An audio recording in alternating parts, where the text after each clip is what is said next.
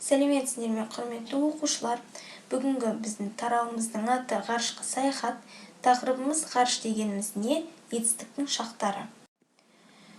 Мақсатымыз тірек сөздерді қолданып белгілі бір стильде мәтін, яғни мақала немесе мінездеме жазу. Етістікті тиісті шақта, яғни өткен шақ, келер шақ, осы шақты қолдану арқылы сабағымызды бастаймыз. Енді ғарыш дегеніміз не деген сұраққа біз insert стратегиясы бойынша жауап береміз.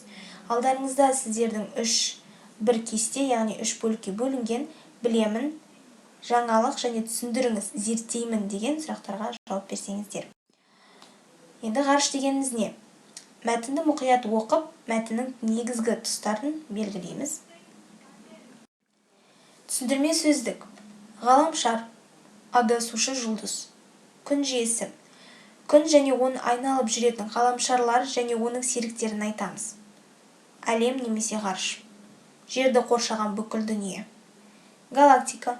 Миллиардтаған жұлдыздардан тұратын, кейде арасында ораздан зор масса болып тұтасқан газ бен шаң болатын аса алып жүйе.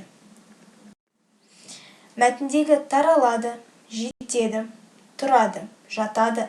Етістіктері қай мезгілде болған әрекетті білдіріп тұрғанын айтып көр. Есіңде сақта. Етістік іс-әрекеттің жүзеге асу мезгілін, яғни уақытын білдіреді.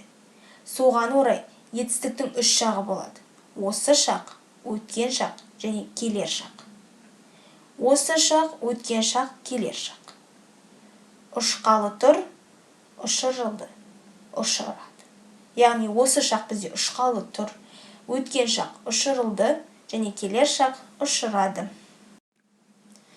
Етістіктің шақтары. Осы шақ дегеніміз сөйлеп тұрған кезде болып жатқан қимыл, іс-әрекет. Мысалы, Аслан хат жазып отыр. Осы шақта орын алып тұр. Өткен шақ дегеніміз сөйлеп тұрған сәттен бұрын болып кеткен қимыл, іс-әрекет. Мысалы, мен жазда Астана қаласына бардым. Яғни бұл өтіп кеткен шақтайды айтып тұр бізге. Және келер шақ сөйлеп тұрған кезде әлі болмаған, бірақ кейін болуға тиісті қимыл, іс-әрекет. Мысалы, Асан ертең нағашы атасына бармақ.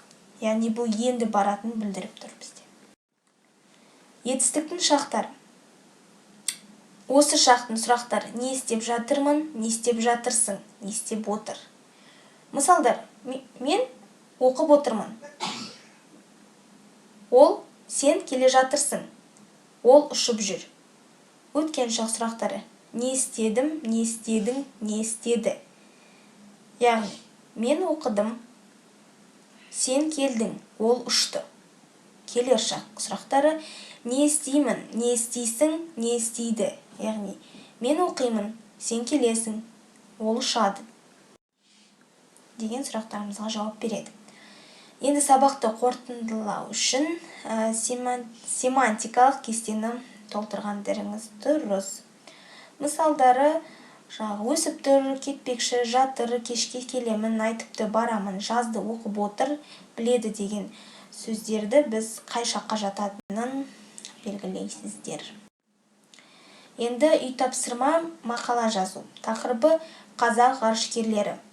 Осы тірек сөздерді пайдалана отырып жазу керексіздер. Яғни қазақтың шыққан тұңғыш ғарышкерлері, Союз Т-13 ғарыш кемесі жайлы, Талғат Мұсабаев, ғарышқа 3 рет болу, Айдын Айымбетов деген тірек сөздерді қолдана отырып сіздер мақала жазуларыңыз керек. Енді рефлексия, SMS арқылы. Яғни, мен бүгін не түсінгендеріңіз жазасыз.